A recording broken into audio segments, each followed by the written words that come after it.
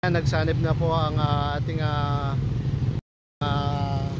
enforcer na si Prince at ganoon din si PNP Police, si Sir Ramos, na nandito ngayon sa may crossing San Isidro, Tibag, at sa kahabahan ng Aquino Bridge para mas mapabilis ang motorista natin na dumadaan. Dapat napakahaba po ng traffic, kaya po sumali po yung ating mga pulis PNP na si Sir Ramos para mas mabilis ang mga motorista natin na biyahe rito na dumadaan sa may crossing Tibag at sa San Isidro. Kaya po shoutout sa kanila, kaya Sir Ramos at sa mga company niya dito at ating mga enforcer na nakadeploy ngayon dito sa may Tibag, San Isidro. Kaya shoutout po muli sa mga enforcer na natin naka-assign. So shoutout po kay Colonel Miranda at ganoon din po sa TMU, si retired Colonel Arturo Antonio. Shoutout po kay Colonel. Morning, good morning.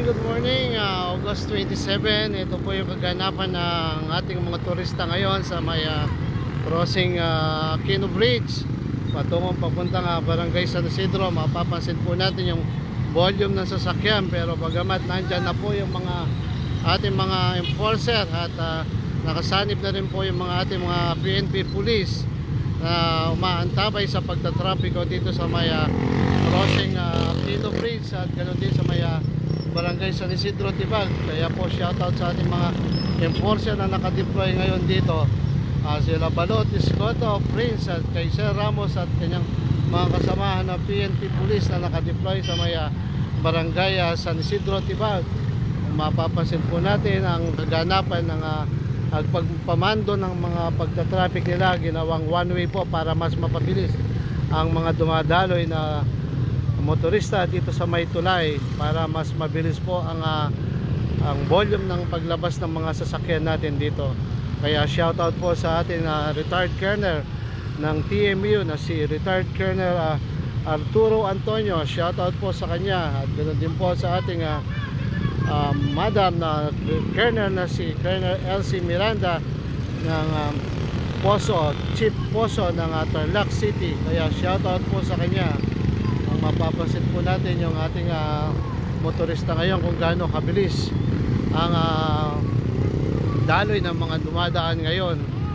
Kaya po muli shoutout at nandyan po ang ating mga enforcer na umaandabay pa rin.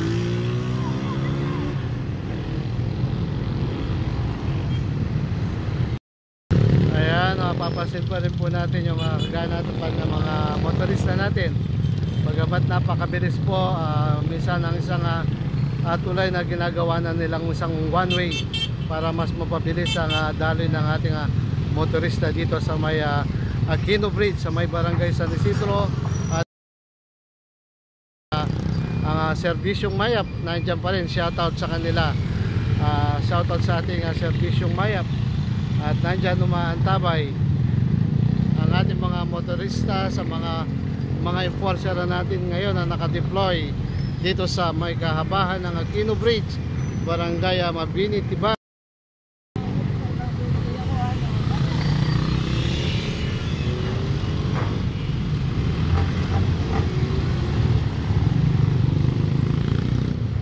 Kaya yan po, matutunghayan po natin ang kaganapan ng traffic. Wala pong kapagamat traffic dito sa may Barangay Mabini sa pamamagitan po ng pag-antabay ng ating mga enforcer. At least nandyan pa rin si Isko si Scotto, si Balot, si Piranta sa pag-aantabay po ng traffic natin dito sa may at Mabini para maging mapabilis ang ating mga motorista. Kaya muli po, shoutout sa ating enforcer. Pero yung followers ko, nandito tayo ngayon muli sa may kanto ng barangay San Isidro Tibag. At mapapasin po natin at matutunghayan ng ating mga motorista. Ang volume po ng sasakyan, bagamat ganun pa man ang volume, ay napakabilis pa rin po ang mabagsak ng motorista natin na dumadaan, at mabilis pa rin po ang bagsak ng pagalis ng ating motorista na papalabas at papasok dito sa may barangay San Isidro Crossing at Tibag.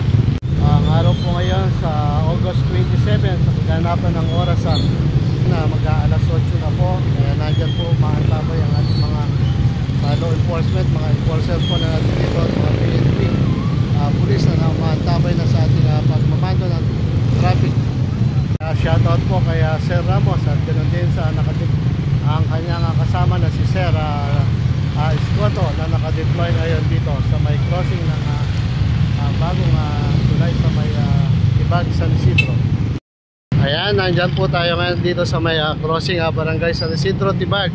Mapapasin po natin yung mga kahabahan ng ating mga motorista, pero nandyan pa rin po tumaantabay ang ating enforcer na si Ordelio at si Prince Tolentino. Ganon din na rin at nandyan na nakaantabay na si Sir Valdez, ang ating PNP Police na umaantabay sa ating mga enforcer para mas mapaganda at mapabilis ang daloy ng ating motorista dito sa may crossing Tibag at San Isidro. Kaya muli shoutout po sa ating mga enforcer na nakadeploy dito sa serbisyong Mayap. Kaya shoutout po sa atin Colonel na si Colonel retired Colonel TMU, si retired Colonel Arturo Antonio, at ganoon din po sa ating Chief ng Poso, si Elsie Miranda. Shoutout po sa kanya.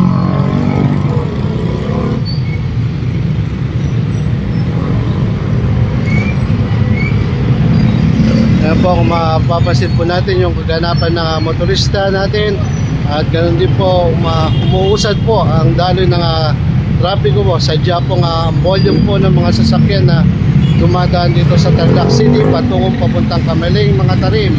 So nandito po lahat ang mga dumadaan ngayon.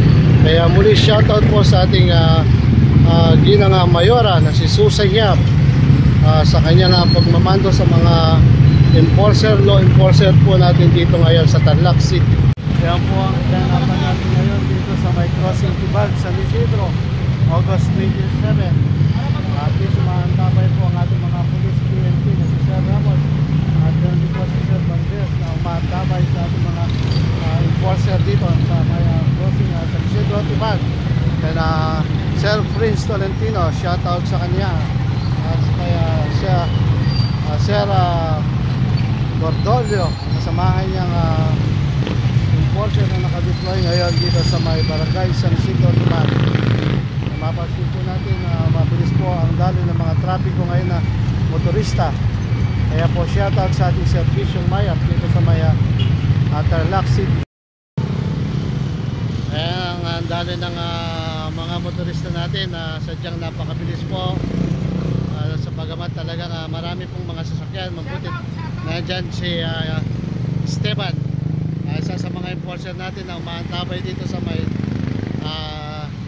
Tibag crossing sa may San Isidro, sa may shortcut sa bagong daan po dito. At least nandiyan nakadeploy na umaantabay.